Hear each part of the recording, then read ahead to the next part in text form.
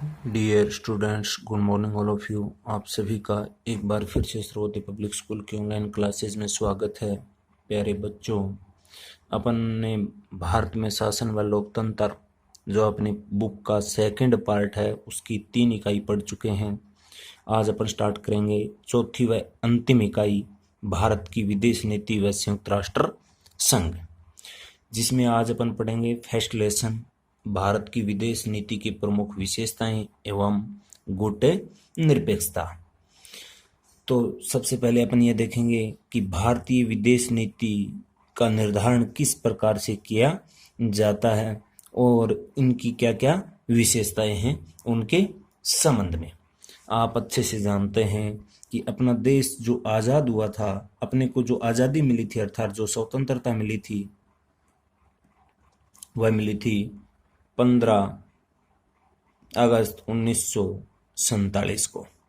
उससे पहले अपन ब्रिटिश औपनिवेशिक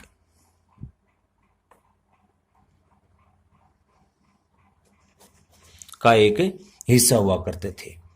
ब्रिटिश औपनिवेशिक का अर्थ हो गया कि अपने देश में ब्रिटिश का एक प्रकार से शासन था, ब्रिटेन का शासन था।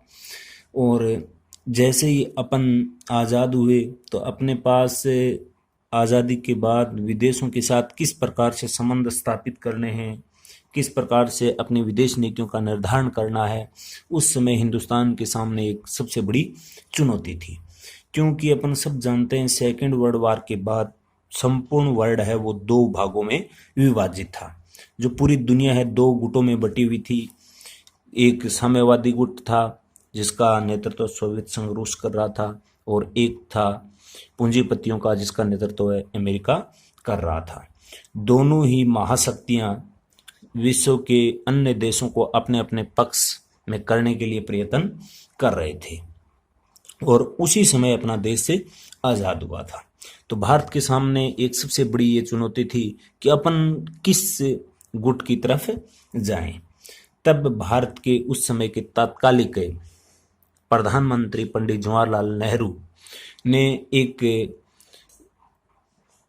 अपन कह सकते हैं कि आधुनिक भारत का संकल्प लेकर इन जो 2 गुट बने हुए थे, पूंजीवादी और साम्यवादी, उन गुटों से पृथक रीति नीति अपनाकर एक अलग ही अपनी विदेश नीति का निर्धारण करने का संकल्प लिया था, जो अपनी विदेश नीति का एक महत्वपूर्ण हिस्सा भी रहा है आज तक।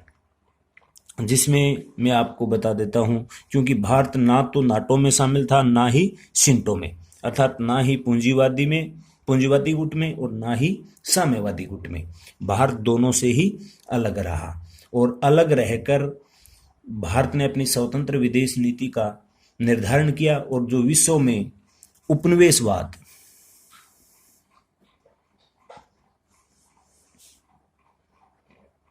उपनिवेशवाद जो रंग भेद की नीति थी,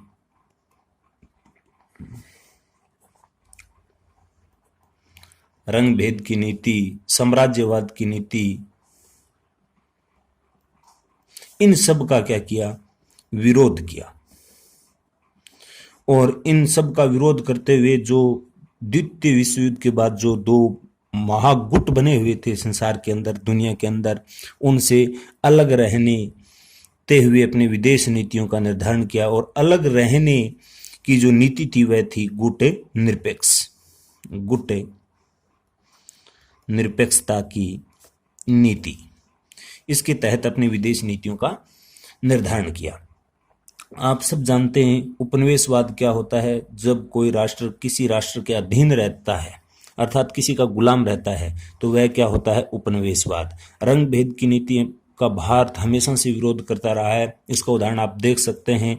साउथ अफ्रीका के अंदर अपने देश के जो राष्ट्रपिता कहे जाते हैं श्री महात्मा गांधी, उन्होंने इस रंग भेद की नीति का अफ्रीका के अंदर जाकर भी विरोध किया था। साम्राज्यवाद की नीति आप सब जानते हैं, अनाधिकृत रूप से किसी दूसरे के क्षेत्र को अपने अधिकार में लाना, अर्थात दूसरे क्षेत्र पर अपना अधिकार कर वहां पर अपना शासन स्थापित करना। इस प्रकार की नीतियों का भारत हमेशा से विरोध करता रहा है।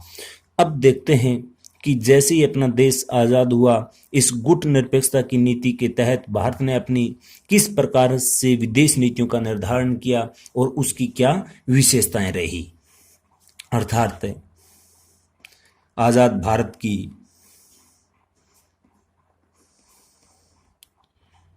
विदेश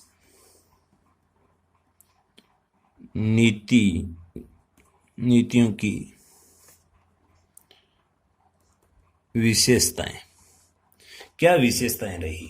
यहां से ये क्वेश्चन बनता है कि भारत की विदेश नीति की विशेषताओं का उल्लेख कीजिए। इंपॉर्टेंट क्वेश्चन रहेगा, ध्यान से आपको इसको समझना है।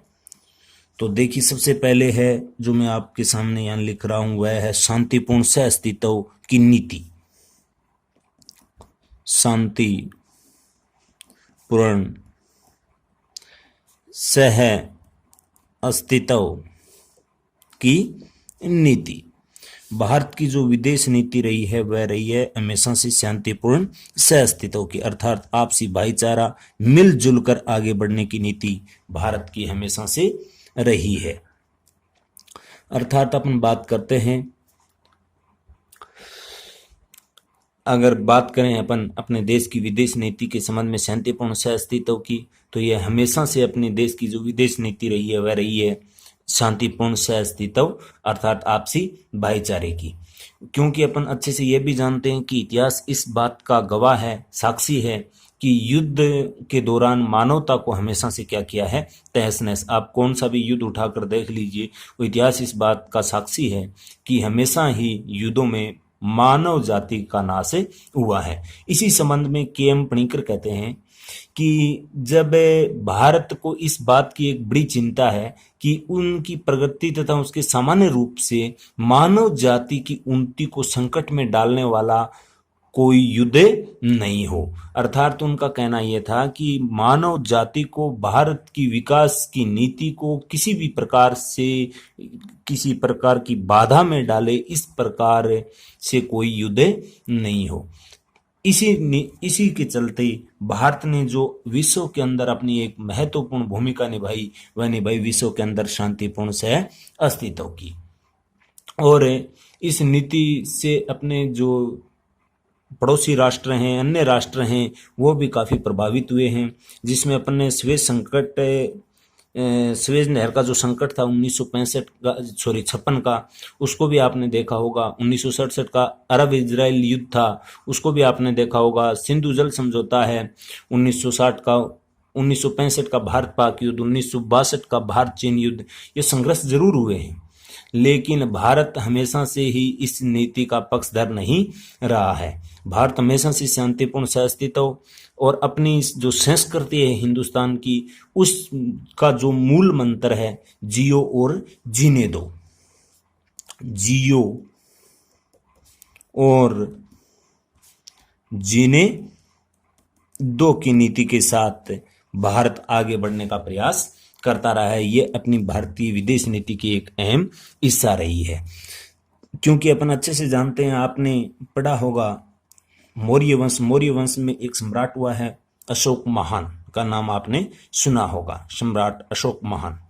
उन्होंने अपनी एक युद्ध हुआ था, उस युद्ध के बाद में एक नारा दिया था जियो और जीने दो का। अर्थात इस युद्ध की स्थिति में, संघर्ष की स्थिति में भारत कभी विश्वास नहीं रखता। भारत का ये मानना है कि शांतिपूर्ण सह अस्तित्व की नीति से ही अपना विकास हो सकता है। तो इस प्रकार से जो भारतीय विदेश नीति की जो सबसे बड़ी विशेषता है वह है शांतिपूर्ण सह अस्तित्व की, अर्थात आपसी भाईचारा, आपसी भाईचारा व मिलजुल कर आगे बढ़ने की नीति भारत की रही है, जो एक प्रकार से अपनी विदेश नीति का एक महत्वपूर्ण हिस्सा है। यह आपको ध्यान में रखना है। अब जो दूसरी विशेषता है उसके संबंध में अपन देखते हैं।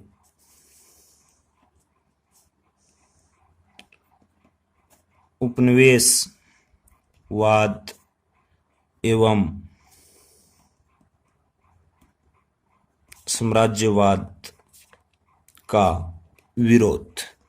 भारत अपनी विदेश नीति में इस उपनिवेशवाद का एवं इस साम्राज्यवाद का दोनों का खुलकर विरोध करता है, क्योंकि आप अच्छे से जानते हैं उपनिवेशवाद का अर्थ होता है किसी देश को अपना गुलाम बनाना, अर्थात कोई देश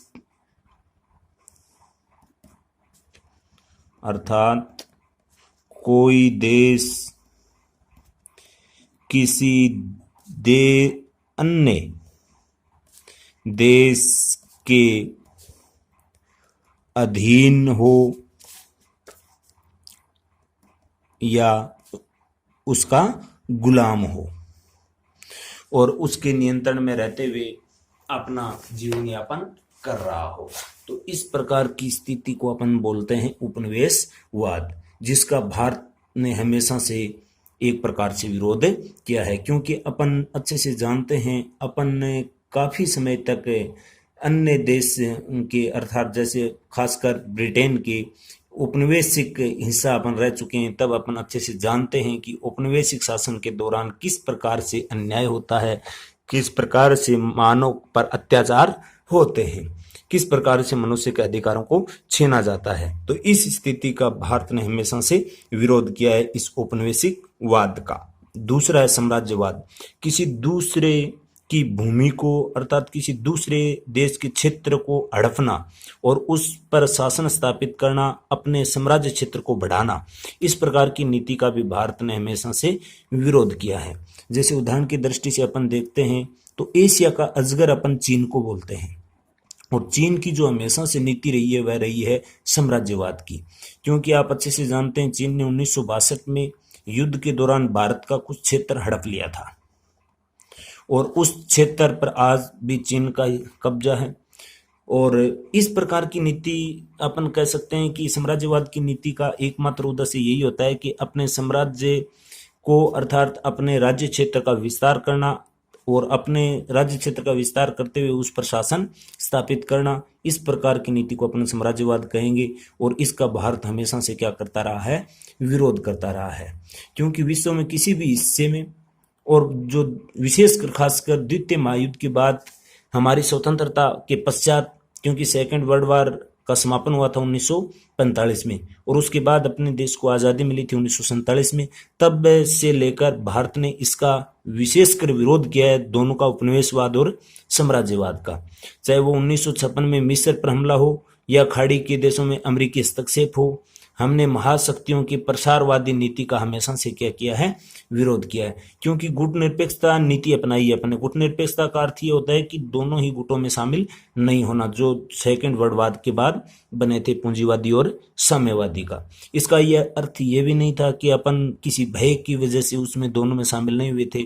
भारत ने बिल्कुल स्पष्ट किया था कि जो सही होगा उसका हम समर्थन देंगे, जो गलत होगा चाहे वो किसी भी गुट का हो हम उसका डटकर विरोध करेंगे। तो ये भी एक प्रकार से भारत की विदेश नीति का हिस्सा है, उपनिवेशवाद और साम्राज्यवाद। इसके बाद में तीसरा है रंग भेद की नीति। रंग भेद की नीति का विरोध। भारत ने हमेशा से जो ये नस्ल के आधार पर, मनुष्य के रंग रूप के आधार पर, नस्ल या अपन कह सकते हैं मानव के रंग रूप के आधार पर जो भेदभाव होते हैं उसका हमेशा से ही विरोध किया है। जिसमें आप अच्छे से जानते हैं नेल्सन मंडेला जो अपने अफ्रीका के प्रधानमंत्री रह चुके हैं, उसके संबंध में कि वो सत्तारूढ़ होने से पूर्व रंग भेद की नीति के विरुद्ध अंतर्राष्ट्रीय संबंधों को विच्छेद करने वाली नीति को अंकित करता है। तो इसी संबंध में अपन अच्छे से जानते हैं। और अफ्रीका के अंदर महात्मा गांधी ने भी इस रंग भेद की नीति के विरुद्ध लड़ाई लड़ी थी, जो महात्मा गांधी की एक पहली लड़ाई थी और उसमें उसको विजेता भी हासिल हुई थी, अर्थात उसको जीत भी मिली थी। तो भारत हमेशा से इस रंग भेद की नीति का भी हमेशा से विरोध करता रहा है, ये भी आपको ध्यान में रखना है। चौथा और जो महत्वपूर्ण पॉइंट है वह है अंतर्राष्ट्रीय जो संस्थाएं हैं, अंतर्राष्ट्रीय स्तर की अंतर्राष्ट्रीय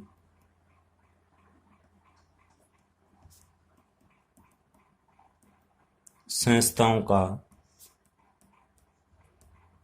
समर्थन। जो अंतर्राष्ट्रीय संस्थाएं हैं उनका भारत ने हमेशा से समर्थन किया है।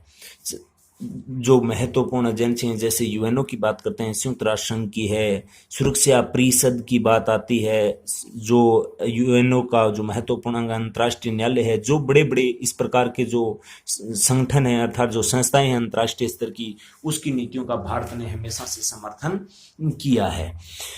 क्योंकि अपनी विदेश नीति का ये आधार है कि हमने हमारी विदेश नीति के अंदर जो अंतर्राष्ट्रीय संस्थाएं हैं उनका हमने बिल्कुल खुलकर समर्थन किया है। और स्वतंत्रता के पश्चात हमने इसकी सदस्यता भी स्वीकार की है, विभिन्न कार्यक्रमों एजेंसियों में बढ़ चढ़कर अपनी भागीदारी भी निभाई है। और संयुक्त राष्ट्र की जो सुरक्षा परिषद है उसमें अपनी जो स्थायी सदस्यता का दावा व अंतर्राष्ट्रीय मंचों पर समर्थन हमारी विदेश नीति की सफलता का एक क्या है, सूचक है। इस बात को भी आपको ध्यान में रखना है। बाकी किस प्रकार से अपन ये स्थायी सदस्यता का दावा कर रहे हैं इसके संबंध में अपन पूरा विस्तार से इसी यूनिट के अंदर जब संयुक्त राष्ट्र संघ यूएनओ पढ़ेंगे तब उसका विस्तार से अपन देखेंगे। और अब देखते हैं अपन पांचवी विशेषता। पांचवी विशेषता जो महत्वपूर्ण है, पंचशील समझौता। पंचशील समझौता बहुत इंपॉर्टेंट, आपको ध्यान में रखना है। यह समझौता हुआ था भारत व चीन के मध्य। और भारत व चीन के मध्य यह समझौता हुआ था 29 अप्रैल 1954 को। भारत के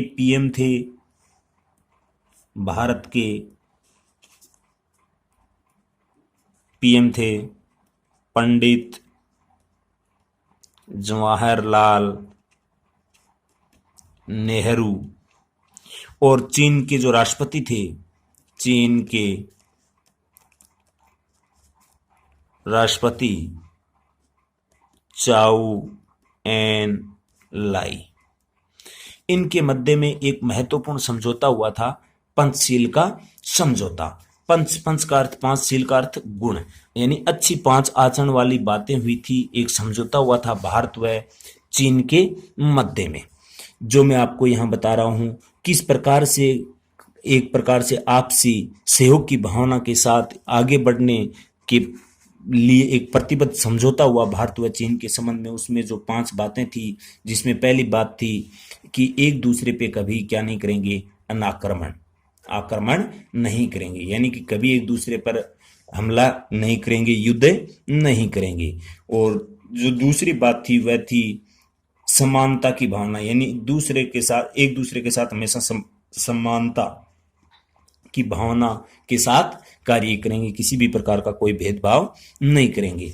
और जो एक और महत्वपूर्ण थी कि एक दूसरे के प्रति अर्थात प्रादेशिक अखंडता एवं सर्वोच्च सत्ता के लिए पारस्परिक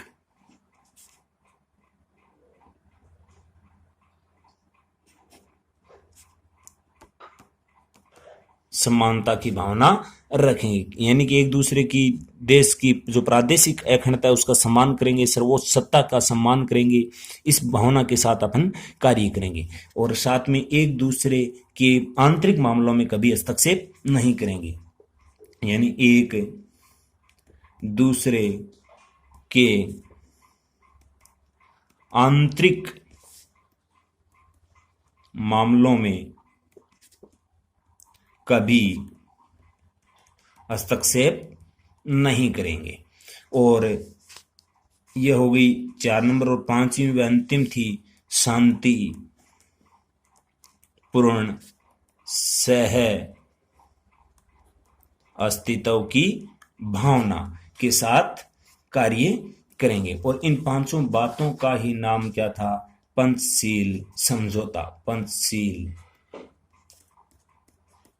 समझौता जो भारत व चीन के मध्य हुआ था, एक वैश्विक दृष्टि से अपन कह सकते हैं कि अपनी भारतीय विदेश नीति की एक महत्वपूर्ण जीत थी।